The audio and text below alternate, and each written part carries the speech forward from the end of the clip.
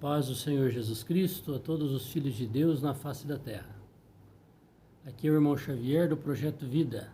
Nós estamos lendo a Bíblia, a Palavra de Deus. Estamos lendo o Novo Testamento, livro de Mateus, capítulo 24, versículo 29. E logo depois da aflição daqueles dias, o sol escurecerá, e a lua não dará a sua luz. Nós sabemos que a lua recebe a luz do sol. Então, se o sol se apagou, a lua não vai brilhar. Não vai ter luz, nem de dia, nem de noite. E as estrelas cairão do céu e as potências do céu serão abaladas. Isso aqui está se referindo ao arrebatamento da igreja, dos filhos vencedores de Deus na face da terra. E nós sabemos que no momento desse arrebatamento vai haver um grande aviso em toda a terra. É o sexto selo, um terremoto que vai abalar toda a terra, não é um lugar. É um aviso de Deus. Vai começar a grande tribulação. E aqui os fiéis do povo de Deus na face da terra foram arrebatados. E agora vai começar o sétimo selo. O sétimo selo são 7 trombetas. E a última trombeta, a sétima trombeta, são 7 taças. O sétimo selo compreende o período da grande tribulação, 1260 dias, 42 meses, um tempo, 2 tempos e metade de um tempo. Então aparecerá no céu o sinal do Filho do Homem. E todas as tribos da terra se lamentarão e verão o Filho do Homem vindo sobre as nuvens do céu com poder e grande glória. Aqui é dito que o Senhor virá sobre as nuvens. Mas há outras passagens que o Senhor vem entre nuvens, escondido no meio das nuvens. É a vinda como um ladrão. E agora aqui é a vinda que todo olho verá. Quando o Senhor arrebatar os vencedores antes da grande tribulação, será a sua vinda entre nuvens, só os vencedores o veem. Mas agora aqui ele está se referindo à explicação de Jesus aos apóstolos com respeito à vinda dele. Quando que seria e como que seria, os apóstolos perguntaram. E nós já vimos várias etapas. E agora aqui nós estamos vendo o fim da grande tribulação, abreviado, um pequeno resumo, que todo olho verá. A vinda do Filho do Homem vindo sobre as nuvens, todo olho verá. Não se esqueça que aqueles que subiram antes da grande tribulação faz parte do corpo de Cristo. E quem vem sobre as nuvens não é a cabeça de Cristo, é Cristo. A sua cabeça com o seu corpo. São os filhos de Deus vencedores. E ele enviará os seus anjos com um rigor, clamor de trombeta, os quais ajuntarão os seus escolhidos desde os 4 ventos de uma a outra extremidade dos céus. Aprendei, pois, esta parábola da figueira. Quando já os seus ramos se tornam tenros e brotam folhas, sabeis que está próximo o verão. A figueira é representada pelo povo judeu na Bíblia. E Jesus veio para o judeu. Ele foi lá na figueira, só tinha folhas, não tinha frutos. Eles rejeitaram o Senhor. O Senhor amaldiçoou a figueira.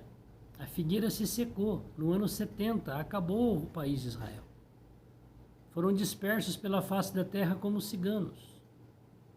Não tem pátria, não tem lugar fixo de moradia.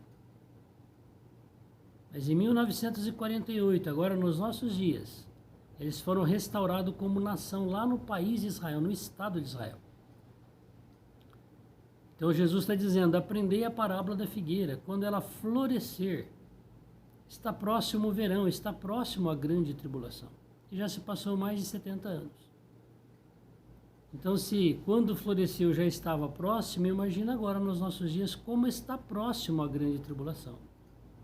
Então nós precisamos aprender a parábola da figueira, entender a parábola da figueira. Igualmente, quando vir de todas estas coisas, sabei que ele está próximo às portas. Porque anteriormente aqui o Senhor já explicou, citou até Daniel, é o Senhor Jesus ensinando os apóstolos. Ele já tinha explicado. Olha o profeta Daniel, quando virdes o abominável lá no lugar santo, no templo, por isso que ele será reconstruído. Está próximo. Em verdade vos digo que não passará esta geração, quando ela florescer, sem que todas estas coisas aconteçam. Então nós já estamos vivendo o finalzinho da última geração. Com certeza, os próximos anos agora, todas essas coisas se cumprirão na face da terra. O céu e a terra passarão, mas as minhas palavras não hão de passar. Então o Senhor ele está fazendo aqui uma instrução aos apóstolos e mostrando para nós qual deve ser o nosso procedimento para com Ele. Então hoje o Senhor tem um desejo que todas as pessoas sejam salvas e que ninguém fique para a grande tribulação, ninguém, sem exceção. Qual o requisito? Crer nele e receber ele dentro de si. Aí você se tornou povo de Deus, igreja. Depois disso, dar um testemunho para o diabo por meio do batismo nas águas, para dentro do nome dele, do Pai, do Filho e do Espírito Santo, ou para dentro do nome de Jesus, que é o Pai, o Filho e o Espírito. Depois, seguir essa caminhada e ser fiel até o fim, até a hora dessas coisas acontecerem. Quem for achado fazendo assim, não passará pela grande tribulação. Porque o Senhor disse lá em Apocalipse, ao vencedor eu o livrarei da hora da aprovação. E a aprovação é essa daqui que ele está explicando no capítulo 24. Porém, daquele dia e hora ninguém sabe, nem os anjos do céu, nem o Filho, mas unicamente o Pai. O que nós não saberíamos? O dia e a hora. Dia e a hora. Provavelmente até o mês nós vamos ter noção da volta do Senhor. Final. Quem ficar para a grande tribulação, lê a Bíblia e vai entender. O Senhor disse que nós sabemos discernir o tempo, se vem chuva, temporal, bonança. Ele falou, vocês não sabem discernir a vinda do Filho do Homem, o tempo? Então aqueles que leem a palavra, ouvem a palavra, oram, falam com Deus, sabem quando é o tempo. E é chegado o tempo da vinda do Filho do Homem. Então esses sinais, quem estiver atento, quem estiver estudando a palavra, entendendo as placas, os significados de cada símbolo, sabe, chegou a hora. E como foi nos dias de Noé, e assim será também na vinda do Filho do Homem. Porquanto assim como nos dias anteriores ao dilúvio, comiam, bebiam, casavam, davam-se em casamento até que Noé entrou na arca. E não o perceberam até que veio o dilúvio e os levou a todos. Assim será a vinda do Filho do Homem. Esse comer, beber e dar-se em casamento nos dias de Noé não era algo normal. Casamento normal. Não era o comer normal, o beber normal. Não, era anormal, era orgias. Era parecido lá na frente com a questão de Sodoma e Gomorra. Comer, beber, farra, balada, homem com homem, mulher com mulher, aquela anarquia. O que nós vivemos hoje nos nossos dias? Aqui no Brasil há uma festa que expressa bem essa situação. Comer, beber e dar-se em casamento. Carnaval, festa da carne. Quem habita na carne? O diabo. Festa do diabo na carne. Isso é um marco, onde inclui todas as outras coisas relacionadas a isso aqui no nosso país. Nos outros também é a mesma coisa. Como é que as pessoas hoje vivem? Nem aí. Come, bebe, enche a cara, bebe até cair. Se entregam a todo tipo de orgia. Cada um é livre, pode fazer o que quiser. Só que o Senhor falou, não esquece, um dia nós vamos pedir conta de tudo que você fez por meio do seu corpo. Então haverá o dia que vai ter um fim. E vai ter um julgamento de Deus. E está perto. Então o Senhor está dizendo aqui, que a vinda dele será igual nos dias de Noé. Quem tiver desapercebido, quando vê, ele já voltou. E já fez o que tinha que fazer. E essas pessoas vão sofrer o julgamento de Deus. E se eu não observar a palavra de Deus, eu também estarei incluído nesse grupo. Mesmo tendo um pouco de conhecimento da palavra. Porque não é o conhecimento que te faz você ser arrebatado. É a obediência. E isso é individual. Agora o Senhor vai falar aqui, olha. Então, estando dois no campo, um será levado e deixado o outro. Por que um foi levado e o outro ficou? Porque um era fiel, o outro era infiel a Deus. Estando duas moendo no moinho, será levada uma e deixada a outra. Os dois estão trabalhando para o Senhor. Um é levado e outro é deixado. Mas eu também estava trabalhando para o Senhor, mas você não estava trabalhando segundo a unção do Espírito. Ficou. Vigiai, pois, porque não sabeis a que hora há de vir o vosso Senhor. Mas considerai isso: se o pai de família soubesse a que vigília da noite viria o ladrão, vigiaria e não deixaria que fosse arrombada a sua casa. Então o Senhor já falou em outros versículos também que a vinda dele será como um ladrão. Ninguém sabe, ninguém espera, ninguém imagina a hora que ele virá. Por isso estáis apercebidos vós também, porque o Filho do Homem há de vir a hora em que não penseis. Agora, aqueles que estão sempre lendo a palavra de Deus, falando com Deus, ele está sempre pensando nas coisas do alto. Ele está vivendo a vida dele aqui na terra. Sua vida familiar, sua vida profissional, enfim. Mas ele está ligado no Senhor. Esse está pensando nas coisas do alto. Ele está observando tudo que está acontecendo. Agora, os desapercebidos vivem a vida como se ela não fosse acabar. E como se o Senhor não fosse voltar. Toda a carne gosta de praticar o pecado. Não tem carne que não goste do pecado. Não tem carne que não goste de seguir Satanás. Tudo que Satanás oferece para a gente praticar com a nossa carne, a carne gosta. Não tem exceção. Por isso que o Senhor diz: todos pecaram. E Paulo falou assim: todas as coisas me convêm. Todas as coisas me são lícitas. Eu posso fazer, mas nem todas me convêm. É uma escolha. Como que eu aprendo a escolher? Conhecendo a palavra de Deus. Quem é, pois, o servo fiel e prudente? Aí, tá vendo? Ele está fazendo uma pergunta. Quem é? O que for, o que vai acontecer? A quem o Senhor constituiu sobre a sua casa para dar o sustento a seu tempo? Hoje, o Senhor, Ele quer que nós nos tornemos pessoas que conheçamos a palavra, que é a comida, e levemos para as pessoas. Não só a comida física, muito mais a comida espiritual. E ele está perguntando: quem é o servo fiel que na hora certa leva comida para os seus conservos? Aí o Senhor diz assim: feliz, bem-aventurado é aquele servo que o Senhor, quando vier, achar servindo assim. Então a melhor maneira de nós nos tornarmos fiéis e vencedores é nós comermos a palavra e darmos a palavra para as pessoas. Prepararmos o prato e oferecermos para as pessoas. Quem quiser comer, será bem servido. Em verdade vos digo que porá sobre todos os seus bens. Aí vem a questão da razão por que Deus criou o ser humano. Deus criou o homem para que o homem governasse, reinasse no lugar de Satanás. Façamos o homem a nossa imagem, a nossa semelhança, tenha eles domínio. Quem dominava antes, reinava? O querubim da guarda. Se tornou o diabo, Satanás. Está estragando a humanidade. Deus não desistiu. Hoje o homem tem livre-arbítrio, mas os que escolherem o Senhor e forem fiéis governarão no lugar de Satanás. Mas e quem não for fiel a Deus? É servo, porque tem servo bom e servo mau, e tem o que não é servo. E aqui o Senhor está falando do servo bom e mau, dos que estão trabalhando, dos que estão vivendo na comunhão com Ele, há o fiel e o infiel. Porém, aquele mau servo disser consigo: o meu Senhor está demorando. E olha o que fala aqui. Olha se não é uma realidade do que nós vivemos nos nossos dias hoje nos sistemas religiosos, seja ele qual for.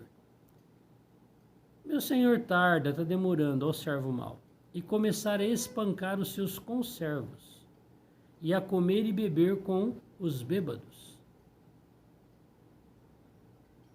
Tem bastante gente hoje assim que espanca os irmãos, que come a carne, a lã, até o berro dos irmãos? Tem. Muitos. Virá o Senhor daquele servo em um dia em que ele não espera e a hora que não sabe, e separá-lo-á e destinará a sua parte com os hipócritas. Ali haverá choro e ranger de dentes. Onde é esse lugar? Nas outras passagens anteriores e mais para frente ele vai citar. Trevas exteriores. Quando o Senhor Jesus voltar, quando terminar a grande tribulação, acabou os 7 anos, acabou os últimos 3 anos e meio da grande tribulação, já aconteceu a guerra de Armagedão e o diabo foi preso. Agora o Senhor fará um julgamento para toda a igreja. Na Bíblia está escrito, o julgamento começa pela casa de Deus. O que é a casa de Deus? Não é o salão de reunião que você vai, e nem a religião que talvez você tenha, não. A igreja são todas as pessoas na terra, no universo, que têm a vida de Deus. Lá em Tessalonicenses será estabelecido o trono de julgamento de Cristo. Todos que estarão lá naquele julgamento são de Cristo. É a primeira ressurreição, é o final da primeira ressurreição. E o Senhor vai separar quem vai para as trevas rangidentes e quem vai entrar na festa do casamento. É para os filhos de Deus esse julgamento. Se nós fomos dignos ou não de entrarmos na ceia, ou se vamos ser merecedores da disciplina de Deus. 1000 anos de festa, um dia para Deus. É o 7º dia para Deus, é o 7º milênio da existência do homem. O servo mau será colocado nas trevas exteriores. Para quê? Para ele refletir um pouco, é só 1000 anos, passa depressa, não é? Por que eu não fui fiel como aquele outro? Por que eu não fui uma serva fiel como aquela outra? Agora ela está desfrutando da comunhão, do reino, da festa, do casamento e eu estou fora. Mas é filho de Deus. Quando terminar o milênio, os que não foram para as trevas, que foram vencedores, e os que foram disciplinados, se tornarão a nova Jerusalém, a cidade santa. Aquela cidade é uma figura como a igreja sou eu e você, aquela cidade também sou eu e você, é onde Deus mora. É a expressão máxima do corpo de Cristo, do reino de Deus, do povo de Deus. Acabou a disciplina. Aí os que são reis vão ser reis para sempre, os que não foram nunca serão. Aí virá outro julgamento depois do milênio. Qual é o julgamento? De quem não é servo de Deus, nem bom e nem mau. Seus nomes não estão escritos no livro da vida, não é servo de Deus. Está lá em Apocalipse, é o trono branco, a morte, o inferno, o fogo, a água, darão os seus mortos. Não foram achados escritos no livro da vida. Aí serão lançados no lago de fogo pela eternidade, junto com o diabo. E quem estava lá brincando por 1000 anos no lago de fogo? A besta, o anticristo e o falso profeta. 2. Brincando lá. Quando foram colocados lá? No final da grande tribulação. O Senhor diz na palavra, serão lançados vivos no lago de fogo. Hoje não tem ninguém no lago de fogo. Está virgem. Será estreado no final da grande tribulação. O lago de fogo foi preparado para o diabo, não é para o homem. E os seus anjos. Infelizmente os homens também irão para lá. Quem da humanidade? Quem não tem a vida de Deus. Para sempre. Então aqui no livro de Mateus, o Senhor faz uma conexão com Daniel e Apocalipse. Nós precisamos ler Daniel, precisamos ler Apocalipse, ler Mateus, as coisas se encaixam. O Senhor não deixa dúvida, aqui é um resumão que o Senhor fez, mas muito resumido. Em Daniel é explicado. Em Apocalipse é desossado a coisa minuciosamente. Os 11 primeiros capítulos de Apocalipse já é o Apocalipse.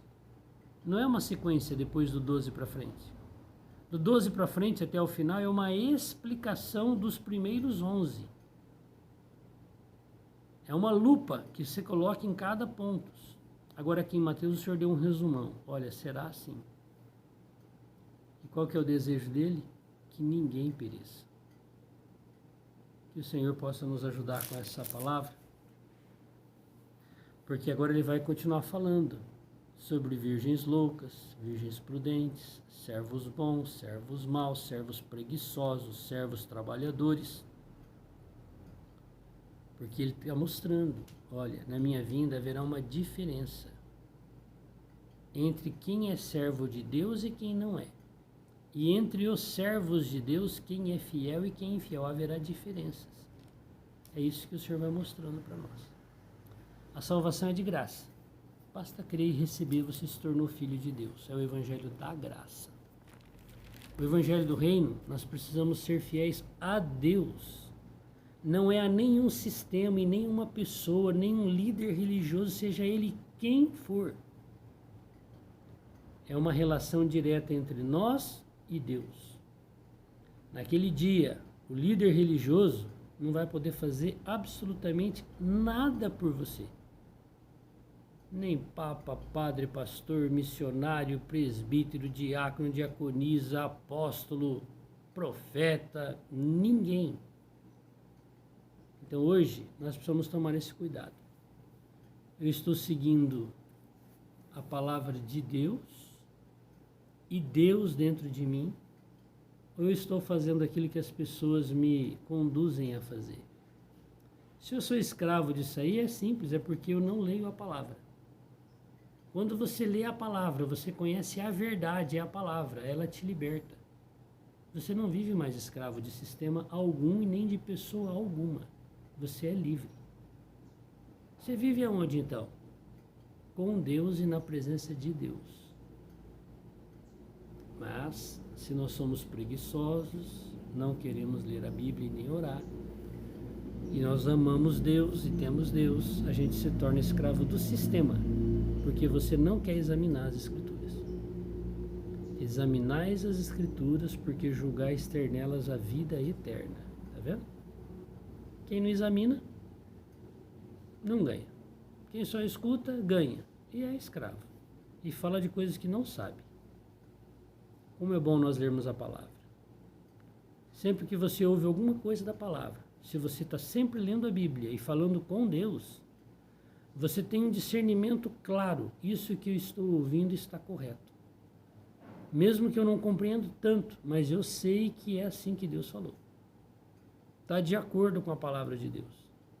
Agora, se nós não lemos a Bíblia, nós começamos a ouvir coisas que se tornam cotonete para o nosso ouvido.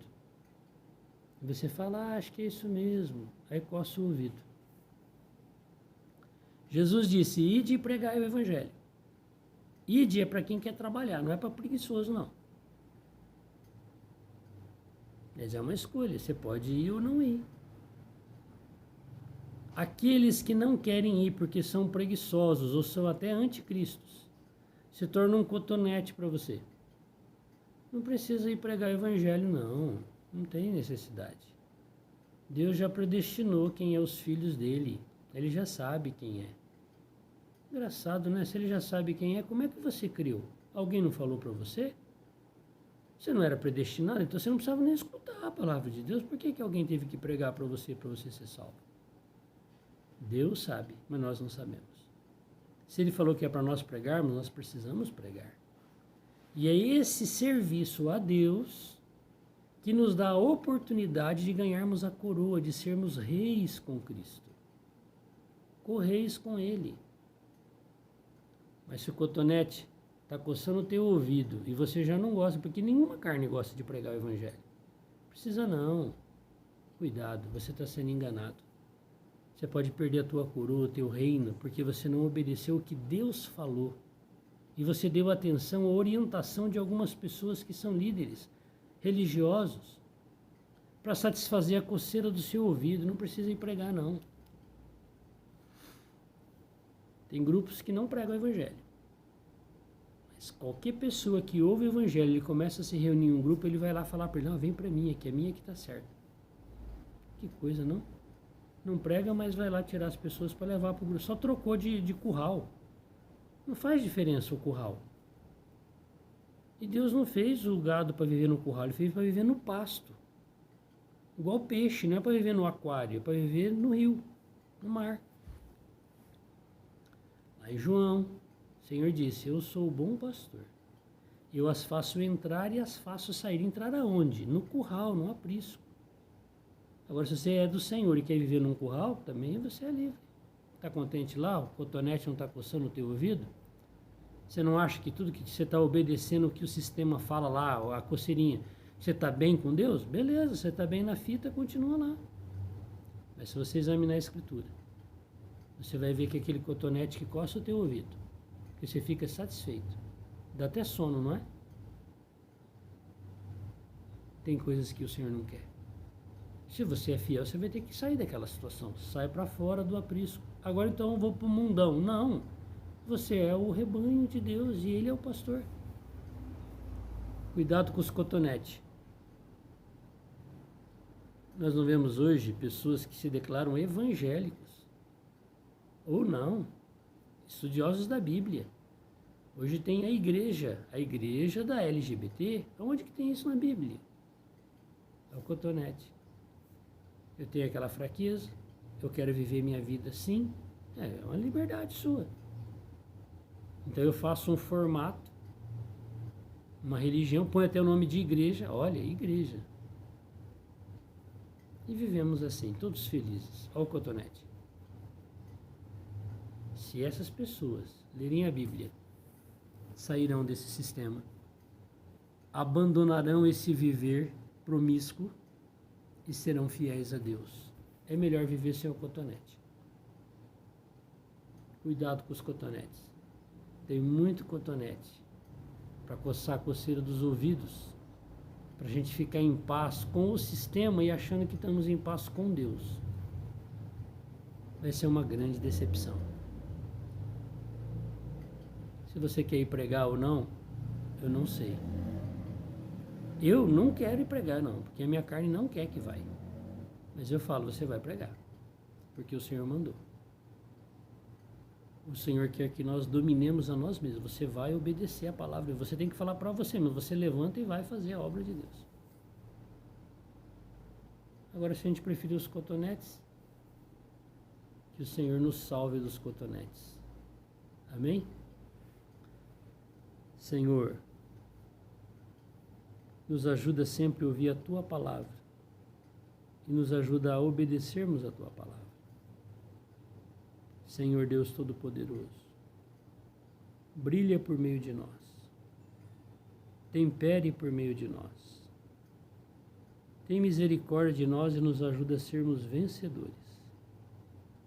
Amém. Que Deus te abençoe, que Ele se lembre de mim. Vamos continuar lendo a Bíblia, falando com Deus.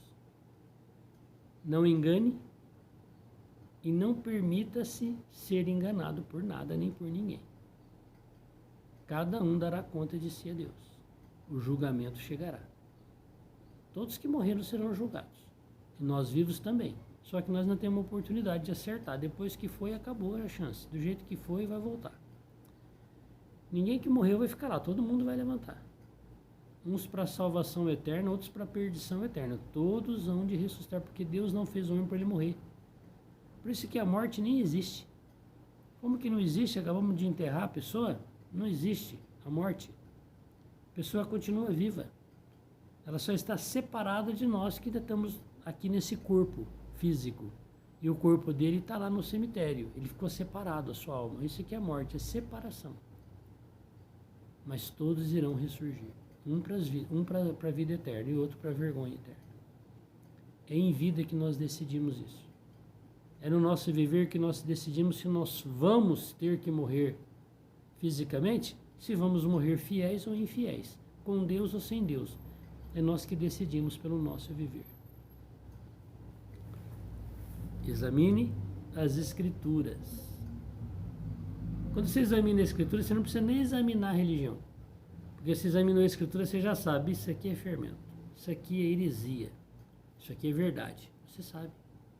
Agora, se você não examina a Bíblia, qualquer comida que der para você lá, você come. E acha que é um filé mignon. E às vezes é uma coisa toda imunda que você está comendo, você nem tem noção. Porque você está bêbado. E quando a pessoa está bêbada, ela bebe, come qualquer coisa e acha tudo gostoso. Então nós temos que nos embriagar com o Espírito. Examinar a palavra. Quando vem as coisas que não tem nada a ver com a palavra. Porque você não está bêbado. Você fala, opa, essa comida aqui está estragada. Agora você está bêbado, você come o bom, o ruim, o estragado, você come tudo.